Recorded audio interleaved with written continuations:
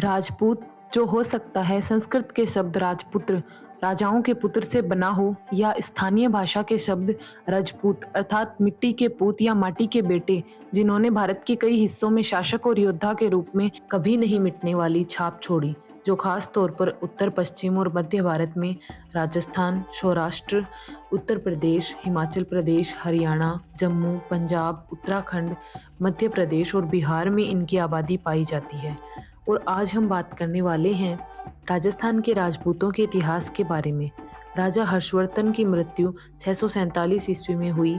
उसके बाद भारत की राजनीतिक एकता जो गुप्त काल के समय स्थापित हुई थी, पुनः समाप्त होने लगी। उत्तर भारत में अनेक छोटे छोटे राज्यों की स्थापना हुई।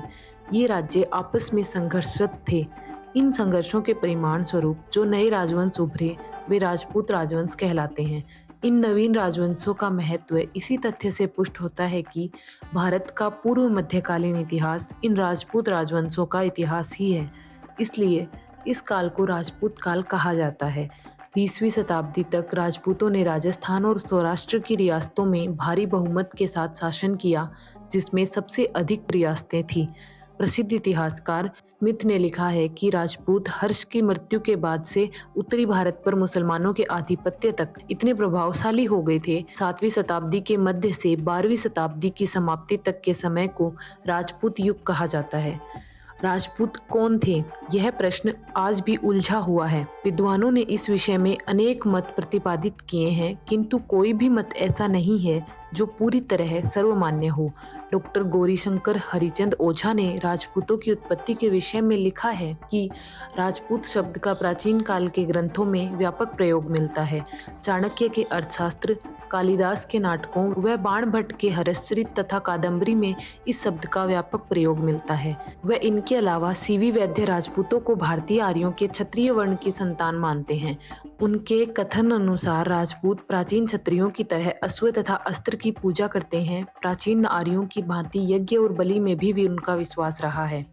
चीनी यात्री हेनसांग ने भी, जो हर्षवर्धन के समय आया था, राजाओं को कहीं क्षत्रिय और कहीं राजपूत लिखा है। डॉक्टर गौरीशंकर हरिचंद ओझा द्वारा सुझाया गया यह मत सर्वमान्य नहीं है। राजपूत शब्द का प्रयोग एक जाति के अर्थ में मुसलमानों के आगमन से पूर्व प्राप्त नहीं हुआ है, लेकिन शासक वर्ग यानी क्षत्रियों के लिए राजपुत्र या राजपुत्री शब्द का प्रयोग अवश्य किया जाता था। दूसरे मत के अनुसार चंद्रबरदाई, जो अजमेर के शासक पृथ्वीराज तृतीय का दरबारी विद्वान था, ने अपने सुप्रसिद्ध ग्रंथ पृथ्वीराज रासों में राजपूतों की उत्पत्ति अग्निकुंड से बताई है। उसने लिखा है कि आबू पर्वत पर निवास करने वाले विश्वामित्र, गौतम, अगस्त्य तथा अन्य ऋषि धार्मिक अनुष्ठान करते थे। इन अनुष्ठानों को राक्षस मांस, हड्डी और मलमूत्र डालकर अपवित्र कर देते थे। वशिष्ठ मुनि ने इनसे निपटने हेतु यज्ञ कुंड से 3 योद्धा उत्पन्न किए, जो परमार, चालुक्य और प्रतिहार कहलाए।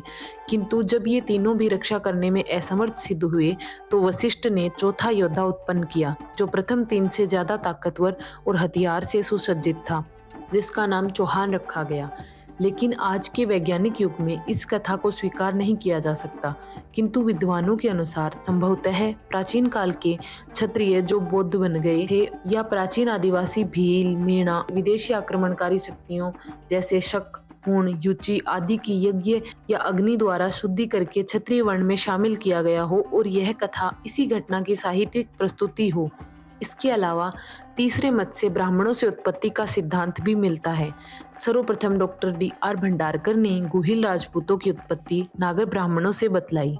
राजपूतों के ब्राह्मण वंशी होने के साक्ष्य के रूप में डॉक्टर भंडारकर बिजोलिया शिलालेख का उल्लेख करते हैं, जिसमें वासुदेव चौहान के उत्तराधिकारी सामंत को वत्स गोत्रीय ब्राह्मण बताया गया है। इसके अतिरिक्त उनके अनुसार राजशेखर ब्राह्मण का विवाह अवंती सुंदरी के साथ होना चौहानों का ब्राह्मण वंश से उत्पत्ति का अकाट्य प्रमाण है। डॉक्टर गोपीनाथ शर्मा ने भी मेवाड़ के गुहिलोतों को नागर जाति के ब्राह्मण गुहेदत्त का वंशज बताया है। मेवाड़ के महाराणा कुंभा ने भी जयदेव के गीत गोविंद की टीका में यह स्वीकार किया कि गुहिलोत नागर ब्राह्मण गुहेदत्त की संतान है। किंतु कुछ अन्य इतिहासकार, खासकर डॉक्टर दशरथ शर्मा, इस मत को स्वीकार नहीं करते। उनके अनुसार कई बार राजपूत अपने पुरोहित का गोत्र अपना लेते हैं। इस कारण यह भ्रम हो जाता है कि राजपूत ब्राह्मण थे। डॉक्टर दशरथ शर्मा इस मत का तर्क सहित खंडन करते हैं। इसके अलावा चौथा मत ये भी है जिसमें विदेशियों की संतान राजपूतों को बताया गया है। राजस्थान के इतिहास लेखक जेम्स टोड ने लिखा कि राजपूत शक अथवा सीथियन जाति के वंशज हैं। टोड ने अग्निकुंड की कहानी को स्वीकार करते हुए इसी आधार पर राजपूतों को विदेशी जाति का प्रमाणित करने का प्रयास किया है। उनका मत है कि यह विदेशी जातियां 6ठी शताब्दी के लगभग आक्रमणकारी के रूप में भारत आईं और इन्होंने विदेशी विजेताओं को जब वे शासक बन बैठे तो उन्हें अग्नि संस्कार द्वारा पवित्र कर वर्ण व्यवस्था के अंतर्गत क्षत्रिय वर्ण में ले लिया। टोड ने तर्क दिया है कि राजपूतों के रीति रिवाज शक, सीथियन और हूणों से मिलते हैं, जैसे अश्व पूजा, अश्वमेध, अस्त्र पूजा, अस्त्र शिक्षा आदि। अतः दोनों जातियां एक ही हैं। प्रसिद्ध इतिहासकार वी स्मिथ ने लिखा है कि राजपूत जाति 8वीं या 9वीं शताब्दी में अचानक प्रकट हुई थी और स्मिथ राजपूतों को हूणों की संतान बताया है। इन मतों को स्वीकार नहीं किया जा सकता। प्रथम तो राजपूतों ने स्वयं को कभी विदेशी नहीं बताया है। इसके विपरीत वे अपनी उत्पत्ति सूर्य व चंद्र से बताते हैं।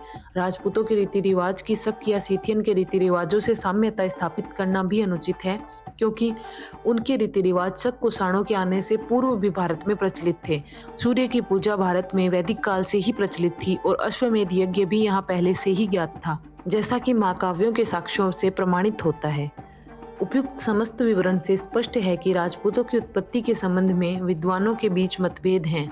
ऐसी परिस्थिति में अधिकांश विद्वान राजपूतों को भारतीय आर्यों के वंशज स्वीकार करते हैं, जिसमें विदेशी रक्त भी सम्मिलित है। यह भी स्थापित सत्य है कि जो भी विदेशी जातियां भारत में आई और स्थायी रूप से यही निवास करने लगी, उन्होंने भारतीय सभ्यता और संस्कृति को अपना लिया तथा हिंदू समाज ने उन्हें स्वयं में समाहित कर लिया। डॉक्टर कानूनगो ने ठीक ही लिखा है कि अग्निकुंड की कहानी इस प्रगति के युग में नहीं चल सकती। उनकी सूर्य अथवा चंद्र से उत्पत्ति एक काल्पनिक सत्य हो सकता है। राजपूत चाहे किसी भी रूप में जन्मे हों, लेकिन यह सत्य है कि इतिहास में उन्होंने महाकाव्य काल के क्षत्रियों की परंपराओं को बनाए रखा है।